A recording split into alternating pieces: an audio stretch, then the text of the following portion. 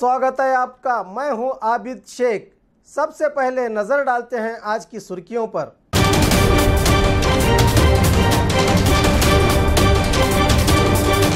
सार्वजनिक जगह पर गैर कानूनी निर्माण पर वार्ड नंबर 1 के स्थायी लोगों का विरोध।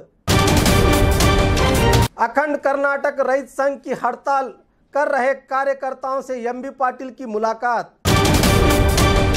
तंगड़गी ग्राम में खुलेआम अवैध शराब की बिक्री। पेंशन लेने वाली विधवा को अपना जिंदा होने का सबूत देना होगा। कर्नाटका प्रांत रहित संघ की तरफ से केंद्र सरकार की नीतियों को लेकर जिला अधिकारी को निवेदन पत्र। बीजेपी युवा मोर्चा की तरफ से ग्रामीण खेल उत्सव। आइए देखते हैं खबरें विस्तार से। बीजापुर नगर के वार्ड नंबर 1 गैंगबोड़ी इलाके में केएसआरटीसी के डिपो नंबर 2 के पीछे बीडीए का सर्वे नंबर 871/ड पर सार्वजनिक के लिए एक गार्डन छोड़ा गया है, जहां पर से 2010 से गैर कानूनी निर्माण चल रहा है। इस कामों को रोकने के लिए वहां के स्थायी लोगों ने कई मर्तबा इससे संबंधित अधिकारियों के अलावा महानगर पालिका के कमिश्नर को इसकी जानकारी देने के बावजूद अब तक कोई ठोस कार्रवाई नहीं हुई। सुप्रीम कोर्ट का आदेश है कि सार्वजनिक जगहों पर किसी भी तरह का निर्माण ना करें, चाहे वो धार्मिक हो या सामाजिक। ये सिर्फ लोगों की इस्तेमाल के लिए हो, ना कि लोगों को परेशान करने के लिए। इन्हीं बातों की मांग करते हुए आज वार्ड नंबर 1 के स्थायी लोगों ने जिला अधिकारी को निवेदन पत्र सौंपा। बीजापुर में सेकंड डिपो मुंडेवाड़ी हॉस्पिटल के ऊपर बाजू 871/24 ये प्लॉट नंबर हिस्सा नंबर 24 में सार्वजनिक जगह था। इसमें इनलीगल कंस्ट्रक्शन चल रहा। इसके लिए हमें कॉरपोरेशन कमिश्नर को भी जाकर मिले और उन्होंने एक्शन ले तो बोले ये काम अभी तक नहीं रुका। और इसके यही मुद्दे को लेकर जाकर एमएलए को भी मिले हमें, और एमएलए साहब भी बोले काम रुकाएंगे बोल के। काम अभी भी नहीं रुका। और इससे 2010 में ये काम रुका था अपू पट्टन शेट्टी की पीरियड में, और तब ये हमें मेमोरेंडम देते डीसी साहब को, तब काम रुका था। अभी काम हमें रुकाने के लिए डीसी साहब को और एक मनवी दिए हैं, और ये काम जल्द से जल्द रुकना, क्योंकि ये सुप्रीम कोर्ट का आर्डर है।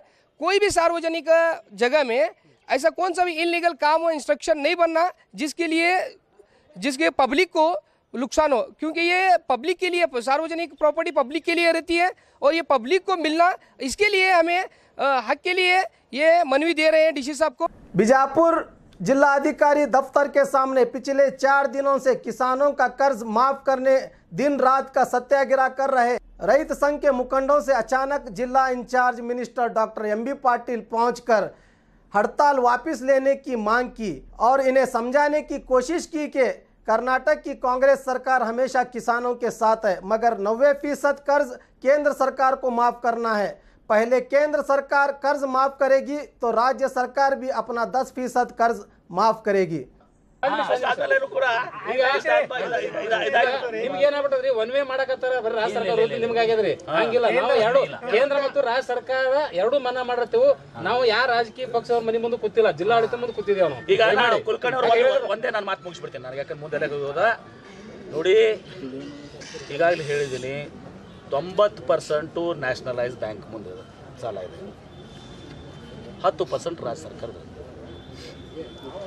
90% ಭಾಳ ದೊಡ್ಡ ಸಂಖ್ಯೆ 10%ಕ್ಕೆ 9 ಪಟ್ಟಲ್ಲದ ಈಗ ಇದನ್ನು ಕೇಂದ್ರ ಸರ್ಕಾರ ಮಾಡೋಕ್ಕೆ ಯಾಕೆ ನಾವು ಒತ್ತಾಯ ಮಾಡ್ತೀವಿ ಅಂದರೆ UPA ಸರ್ಕಾರ ಇದ್ದಾಗ 72,000 ಕೋಟಿ ಮಾಡಿದ್ದೀವಿ ಅಮ್ಮ ಬಿಪ್ಸಿವ್ ಕಲಾಧಿಕಾರನ ಅವ್ರು ಹೇಳ್ತಾ ಇದ್ದಾರೆ ನಮ್ಗೆ ಇದಕ್ಕೆ VP ಸಿಂಗ್ ಸರ್ಕಾರದಾಗ ಅದನ್ನೂ ಒಪ್ಕೊಳ್ಳೋಣ ಅಂತ VP ಸಿಂಗ್ ಸರ್ಕಾರ ಹೆಂಗೆ ಮಾಡಿತ್ತು ಮನಮೋಹನ್ ಸಿಂಗ್ ಅವ್ರು ಸೋನಿಯಾ ಗಾಂಧಿ ಅವ್ರ ಸರ್ಕಾರ ಹೆಂಗೆ ಮಾಡಿತ್ತು ಹಂಗೆ ಈಗಿನ ನರೇಂದ್ರ ಮೋದಿ ಸರ್ಕಾರನೂ ರಮೇಶ್ ಜಿಗಜಿಣಗಿ ಸರ್ಕಾರನೂ ಕೂಡ ಮಾಡಲಿ ಅಂದ್ರೆ 90% ಮಂದಿಗೆ ನ್ಯಾಯ ಸಿಗ್ತದೆ ನೀವು ಬರೇ ರಾಜ್ಯ ಸರ್ಕಾರ ಮಾಡಿದ್ರೆ ರಾಜ್ಯ ಸರ್ಕಾರ ಕೇಳ್ಕೋತವ್ರೆ 10% ಆಗೋದು ಇಲ್ಲ ಸರ್ ಎರಡು ಸರ್ಕಾರ ಮಾಡಿದ್ರು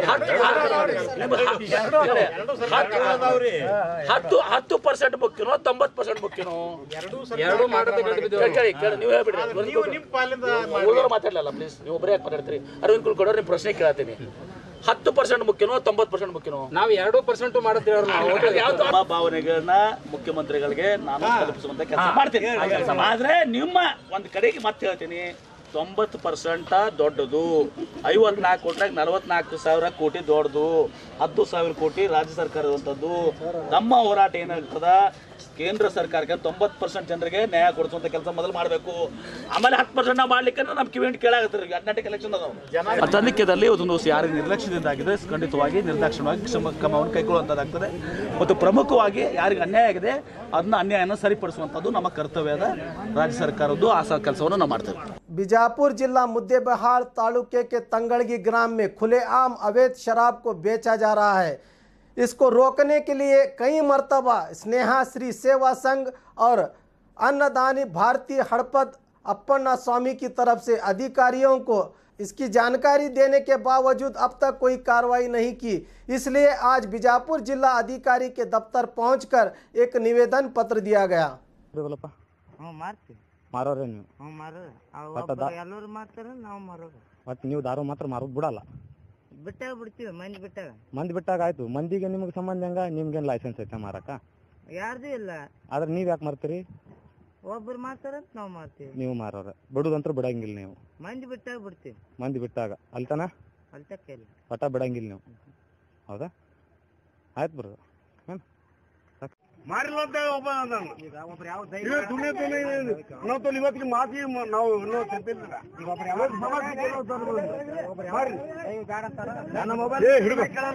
ನಾನೇ ಕೊಡ್ತೀನಿ.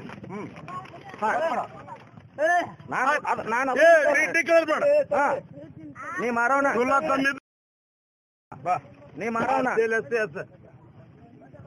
ನಾ ದಾರು ಕುಡಿಯಕ್ ತಂದಿನಿ. ಇಷ್ಟೆಲ್ಲ ನೀ ದಾರು ಕುಡಿತೀನಿ ಹೇಳಿದಿ, ಮಾರಾಕ್ ತಂದಿನಿ ಅಂತ ಹೇಳಿ. ನಾ ಕುಡಿತೀನಿ ಮಾರ್ತೀನಿ ಎರಡೂ ತರ ಹೇಳಿದಿ. ಇಷ್ಟೆಲ್ಲ ಪಬ್ಲಿಕ್ ನೊಳಗ ನಾವೇನಪ್ಪ ಅಂದ್ರೆ ತಂಗಡಿಗೆ ಗ್ರಾಮದಲ್ಲಿ ಹಲವಾರು ಬಾರಿ ಈಗ ಅಕ್ರಮ ಮದ್ಯ ಮಾರಾಟವಂತ ಒಂದು 4 ಅಕ್ರಮ ಮದ್ಯ ಮಾರಾಟ ಮಾಡ್ತಾ ಇದ್ದಾರೆ. ಇದ್ರ ಬಗ್ಗೆ ನಾವು ಹಲವಾರು ಬಾರಿ ಅಬಕಾರಿ ಅಧಿಕಾರಿಗಳಿಗೆ ಮನವಿ ಮುಖಾಂತರ, ಫೋನ್ ಮುಖಾಂತರ ಏನಪ್ಪ ಅಂತಂದ್ರೆ ನಾವು ಅವರಿಗೆ ಮನವಿ ಸಲ್ಲಿಸಿದ್ರು ಕೂಡ ಯಾವುದೇ ಥರದ ಕ್ರಮ ಕೈಗೊಳ್ತಾ ಇಲ್ಲ. ಅವರು ಒಂದು ಕುಮ್ಮಕ್ಕಿನಿಂದ ಏನಪ್ಪ ಅಂತಂದ್ರೆ ನಮ್ಮ ಊರಿನ ಗ್ರಾಮದಲ್ಲಿ ಒಂದು 4 ಈಗ ಸದ್ಯದಲ್ಲಿ ಏನಪ್ಪ ಅಂತಂದ್ರೆ ಅಕ್ರಮ ಮದ್ಯವನ್ನು ಮಾರಾಟ ಮಾಡ್ತಾ ಇದ್ದಾರೆ.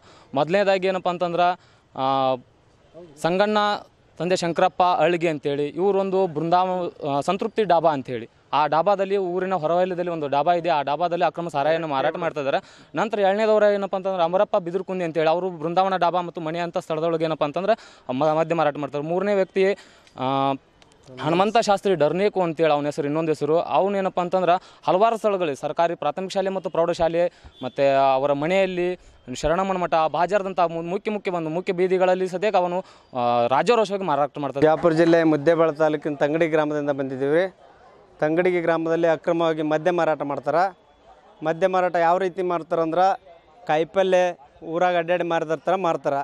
ನಾವು ಅದನ್ನು ಕೇಳಿದರೆ ನಮಗೆ ಯಾರು ಏನೂ ಮಾಡೋಕ್ಕಾಗಲ್ಲ, ನಾವು 2 ತಾಸಿನಾಗ ವಾಪಸ್ ಬರ್ತೀವಿ ಹೊರಗಡೆ, ಏನೂ ಮಾಡೋಕ್ಕಾಗಲ್ಲ ಅಂತಾರೆ. ನಾವು ಇದಕ್ಕೆ ತಾಲೂಕಿನೊಳಗೆ ತಹಸೀಲ್ದಾರ್ಗಾಗಲಿ ಮತ್ತು ಅಲ್ಲಿ ಅಬಕಾರಿಗೆ ಆಫೀಸ್ಗೆ ಎಲ್ಲ ರೀತಿಯಿಂದ ಮನವಿ ಕೊಟ್ಟರು, ಯಾರೂ ಸ್ಪಂದಿಸ್ತಾ ಇಲ್ಲ. ಲಾಸ್ಟಿಗೆ ಈಗ ನಾವು ಜಿಲ್ಲಾಧಿಕಾರಿಗಳ ಹತ್ರ ಬಂದಿದ್ದೀವಿ. ಇಲ್ಲಿ ಇವ್ರು ಏನು ಮಾಡ್ತಾರೆ ಅಂತ ನೋಡ್ಬೇಕಾಗೈತಿ. बीजापुर जिला के हड़गली ग्राम की महिला पिछले 4 महीने से अपने विधवा पेंशन को लेकर परेशान है। पेंशन के लिए जब दफ्तर पहुंची तो इससे अधिकारियों ने जिंदा होने का सबूत मांगा। हर रोज ये अपनी सास के साथ संबंधित दफ्तरों के चक्कर काट रही है। न जाने कब प्रशासन इन गरीबों की फरियाद सुनेगा, ये तो आने वाला वक्त ही बताएगा। सही तो अंದ್ರು ಪೋಸ್ಟ್ಮನ್ ತಲೆ ಹೋಗೋಣ, ಪೋಸ್ಟ್ಮನ್ ಮಾಡ್ಕೊಡ್ಲಿಲ್ಲ. ಶಿವನಿಗೆ ಹೋಗಂದ್ರಿ, ಶಿವನಿಗೆ ಹೋದ್ವಿ, ಶಿವನಿಗೆ ಮಾಡಿಕೊಡ್ಲಿಲ್ಲ ರೀ. ಹಡಗಲಿದೆ ಬರ್ತೈತೆ ಅಂದ್ರಿ, ಹಡಗಲಿಗೆ ಮಾಡಿಕೊಡ್ಲಿಲ್ಲ ರೀ. ನೀವು ಮ್ಯಾಗ ತಹಸೀಲ್ದಾರ್ ತಲೆ ತಿಳಿಸಿದ್ರು ನಮ್ಗೆ ಚಿಂತಿಲ್ಲ, ನಾವು ಮಾಡಿಕೊಡ್ದಿಲ್ಲ ಅಂದ್ರಿ. ಅಂದಿಂದ ವಾಲಿಕಾರ ತಲೆ ಬಂದೀವಿ. ವಾಲಿಕಾರ ಏನು ಬರೆದು ಕೊಟ್ಟನು ರೀ, ತಲಾಟಿ ತಲೆ ಹೋಗಂದ್ರಿ. ತಲಾಟಿ ತಲೆ ಬಂದಿನಿ ರೀ, ತಲಾಟಿ ಸಹಿ ಮಾಡಿ ಕೊಟ್ಟನು ರೀ. ತಲಾಟಿ ಸಹಿ ಮಾಡಿ ಕೊಡೋಕೆ ಬರೋಣ, ಈ ಬಾಯಿ ಏನಂದ್ರು ತಲಾಟಿ ಸಹಿ ನಡೆದಿಲ್ಲ, ಬ್ಯಾಂಕಿಂದ ಮಾಡಿ ಬಂದರು. ಬ್ಯಾಂಕಿಂದ ನಮ್ಮ ಪಗಾರ ಬರೋದಿಲ್ಲ ರೀ. ಇದು ಪೋಸ್ಟ್ಮನ್ದಿಂದ ಬರ್ತೈತಿ. ನಮ್ಮೂರು ಪೋಸ್ಟ್ಮನ್ ಹಂಚ್ತಾನೆ ರೀ. ಸತ್ತಿದ್ರಿ, ಗಂಡು ಸತ್ತಿದ್ರಿ. ಹಾಂ, ಇದು ರೀ ತೊಗೊಂಡಿವ್ರಿ. ಈಗ 4 ತಿಂಗಳು ಏನಾಯ್ತು, ಪಗಾರ ಬರೋಲ್ಲ ರೀ.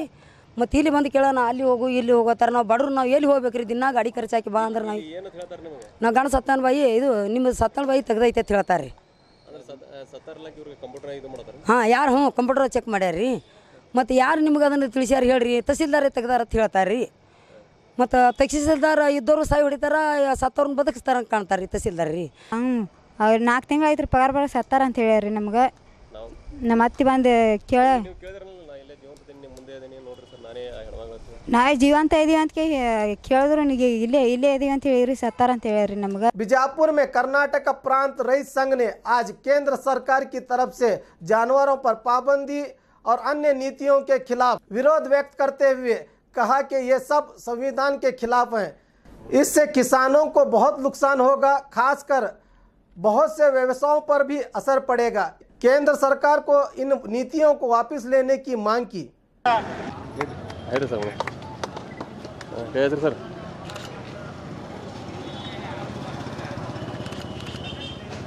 ಆಲ್ ಇಂಡಿಯಾ ಕಿಸಾನ್ ಸಭಾ ಇವತ್ತು 9ನೇ ತಾರೀಕು ಕೇಂದ್ರ ಸರ್ಕಾರ ಕರಾಳ ಕಾನೂನು ತಗೊಂಡ ಜಾನುವಾರು ನಿಷೇಧ ಅದು ಕಾನೂನು ತೆಗೆದು ಅದಕ್ಕೆ ವಿರೋಧವಾಗಿ ಕರ್ನಾಟಕ ಪ್ರಾಂತ ರೈತ ಸಂಘದಿಂದ ಎಲ್ಲ ರಾಜ್ಯದಂಥ ಹೋರಾಟ ನಡೆದ. ಇವತ್ತು ವಿಜಯಪುರದಲ್ಲಿ ಅಂಬೇಡ್ಕರ್ ಚೌಕದಿಂದ ಇಲ್ಲಿ ಮೆರವಣಿಗೆ ಮಾಡಿ ಇಲ್ಲಿ ಮನವಿ ಪತ್ರ ಜಿಲ್ಲಾಧಿಕಾರಿ ಕೊಟ್ಟು ಇದನ್ನು ಈ ಬಹುರಾಷ್ಟ್ರೀಯ ಕಂಪ್ನಿ ಕೊಡೋದ್ರಿಂದ ಇವತ್ತೇನದ ಈ ಚರಗಾರಿಕೆ, ಕೈಗಾರಿಕೆ, ಹೈನುಗಾರಿಕೆ ಎಲ್ಲ ನಿರೋಧಕ ಆಗ್ತಾರೆ ಈ ನಿಷೇಧ ಕಾನೂನದಿಂದ.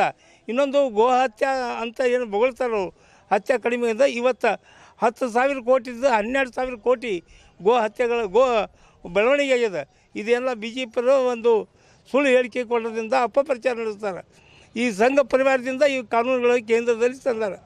ಇದರಿಂದ ಈ ಮಾಂಸಾಹಾರಿ ಅವ್ರ ಮೇಲೆ, ದಲಿತರ ಮೇಲೆ, ಅಲ್ಪಸಂಖ್ಯಾತರ ಮೇಲೆ ಇದು ದಾಳಿ ಮಾಡ್ತಾರೆ. ಈಗೇನು ಅನ್ನದ ಮ್ಯಾಗ ದಾಳಿ ಮಾಡ್ತಾರೆ, ಈ ಮಾಂಸ ಶಿಕಾರ ಮಾಡೋರ ಮ್ಯಾಗ ದಾಳಿ ಮಾಡ್ತಾರೆ. ಅದನ್ನು ನಿಲ್ಲಿಸಬೇಕು ಅಂತೇಳಿ. ಇನ್ನೊಂದು ರೈತರು ನಿರುಪಯೋಗ ಆದ ಈ ದನವರು ಮಾರಲಿಕ್ಕೂ ನಿಷೇಧ ಅದ. ಇದು ಎತ್ತಾಗಲಿ, ಯಾವುದಾಗಲಿ, ಓರೆ ಆಗಲಿ, ಕ್ವಾಣ ಆಗಲಿ ಇವೆಲ್ಲ ಮಾರಬಾರ್ದಂತ ನಿಷೇಧ ಅದ. ಇದು ಕಾನೂನು ಯಾರು ಹೇಳ್ತಾರೆ? ಇಲ್ಲಿ ಮೊದಲೇ ಬರಗಾರದ ಅಂಥದ್ರೊಳಗೆ ಕನಿಷ್ಠನಾಗ ರೈತರು ಕನಿಷ್ಠನಾಗ ಅದಾರ, ಮಾರಿಕೊಂಡು ತಮ್ಮ ಉಪಜೀವನ ಮಾಡಬೇಕಂದ್ರೆ ಅದು ನಿಷೇಧ ಅದ ಕಾನೂನದಿಂದ. ಇದರಿಂದ ರೈತರು ಭಾಳ ಕಷ್ಟದಲ್ಲಿ ಸಿಲುಕಿದ್ದಾರೆ. ಅದನ್ನು ಈ ಕಾನೂನದಿಂದ ರೈತರಿಗೆ ಅಷ್ಟೇ ಅಲ್ಲ, ಹೈನುಗಾರಿಕೆ, ಚರ್ಮೋದ್ಯೋಗಿ ಉದ್ಯೋಗಗಳಿಗೆ ಇದು ದೊಡ್ಡ ಹೊಡ್ತದ. ಈ ಕಾನೂನನ್ನು ತೆಗೆದುಹಾಕಬೇಕು. ಮೇಲಾಗಿ ಈಗೇನು ಮಾಂಸಾಹಾರಿ ಆದ್ಮೇಲೆ ದೊಡ್ಡ ದಾಳಿ ಅದ, ಆ ದಾಳಿ ಹಿಂದೆ ತಕ್ಕೋಬೇಕು. ಇಲ್ಲದಂದರೆ ನಾವು ಉಗ್ರ ಹೋರಾಟ ಮಾಡ್ತೀವಿ ಅಂತ ಕೇಂದ್ರ ಸರ್ಕಾರ, ರಾಜ್ಯ ಸರ್ಕಾರಕ್ಕೆ ಎಚ್ಚರಿಕೆ ಕೊಡ್ತೇವೆ. बीजेपी युवा मोर्चा इंडी की तरफ से पंडित दीनदयाल उपाध्याय की जन्म शताब्दी के अवसर पर ग्रामीण खेल उत्सव आयोजित किया गया है।